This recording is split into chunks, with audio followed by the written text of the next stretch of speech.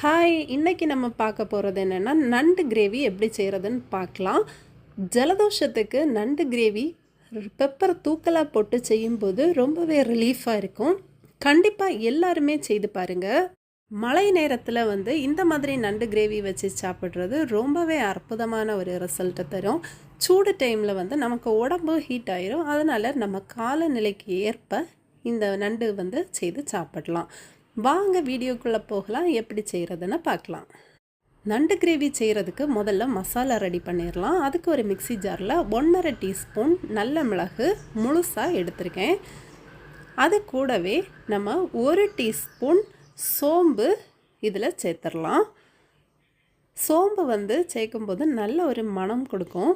அடுத்தது 1/2 டீஸ்பூன் ஜீரகமும் நம்ம இதில் சேர்க்குறோம்.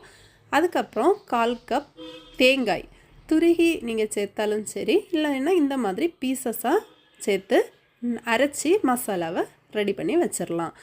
இனி ஒரு கடாய் எடுத்திருக்கேன்.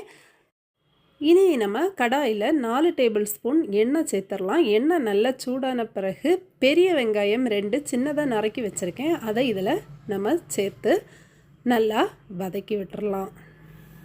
பெரிய வெங்காயம் வதங்கிட்டு இருக்கும்போதே கொஞ்சம் கறிவேப்பிலை இலைகள் நல்லா கழுவி இதில் சேர்த்து அதையும் கூட இதில் நல்லா வறுக்கலாம். இனி இது கூட நான் 1/4 டீஸ்பூன் மஞ்சள் தூள் சேர்க்குறேன். மஞ்சள் தூள் கூட தேவையான அளவு உப்பையும் நம்ம இதில் சேர்த்து இதை நல்லா வதக்கி எடுக்கலாம். உப்பு முதல்ல இந்த வெங்காயத்துக்கு தேவையான உப்பு போட்டாலும் போதும். பிறகு நம்ம தேவையான அளவு உப்பு டேஸ்ட் பார்த்துட்டு சேர்த்துக்கலாம். இனி இந்த வெங்காயம் நல்லா வதங்குற மாதிரி வதக்கி எடுத்துடலாம். வெங்காயம் ஓரளவு வதங்கினதும் இஞ்சி பூண்டு விழுது நம்ம இதில் சேர்த்து வதக்குறோம். இஞ்சி பூண்டு விழுதுடைய பச்சை வாசனை போகிறது வரைக்கும் நல்லா நம்ம இதை வதக்கி விட்டுட்டு 2 பெரிய பழுத்த தக்காளியை நான் மிக்சி ஜாரில் அடித்து இதில் சேர்க்க போகிறேன். இந்த மாதிரி தக்காளி பேஸ்ட்டாக நம்ம சேர்க்கும்போது சீக்கிரமாக தக்காளியுடைய பச்சை வாசனையும் போய் நல்லா வதங்கி ஈஸியாக இருக்கும். அதுக்காக நான் பேஸ்ட்டை அரைச்சி போட்டிருக்கேன். இனி இதை நல்லா மிக்ஸ் பண்ணி விட்டுறலாம். வெந்து வரட்டும்.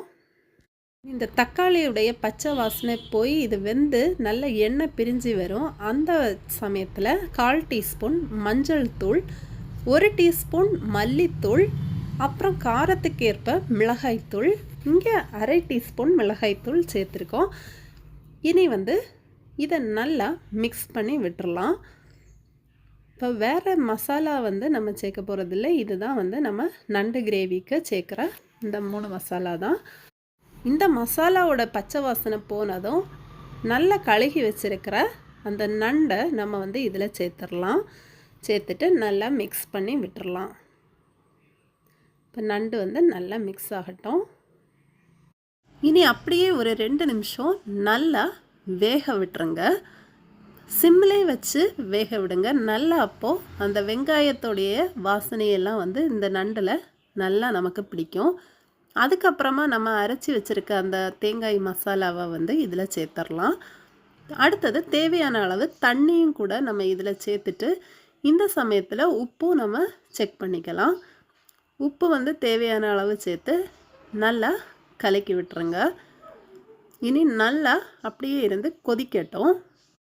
உப்பு நான் குறைவாக தான் முதல்ல சேர்த்துருந்தேன். அதனால் இப்போ தேவையான அளவு உப்பை எல்லாம் சேர்த்து இதை நல்லா மிக்ஸ் பண்ணி விடுறேன். இனி ஒரு மூடி போட்டு இந்த நண்டு கிரேவியை வேக வச்சிடலாம். மூடி எடுத்து பார்க்கலாம். குழம்பு நல்லா கொதித்து வந்திருக்கு பாருங்கள். ஆனால் இடையில நம்ம ஒருக்கா மூடி எடுத்துட்டு இந்த மாதிரி லைட்டாக கிளறி விடணும். இனி திரும்பவும் நான் ஒரு மூடி போட்டு கொஞ்ச நேரம் கூட வேக வைக்கிறேன். கிட்டத்தட்ட 5 நிமிஷம் ஆயிடுச்சு.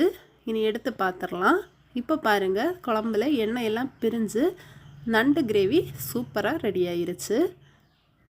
இந்த மாதிரி கொதித்து வந்ததும் கொஞ்சமாக மல்லி இலைகள் தூவி நம்ம ஸ்டவ்வை ஆஃப் பண்ணிடலாம்.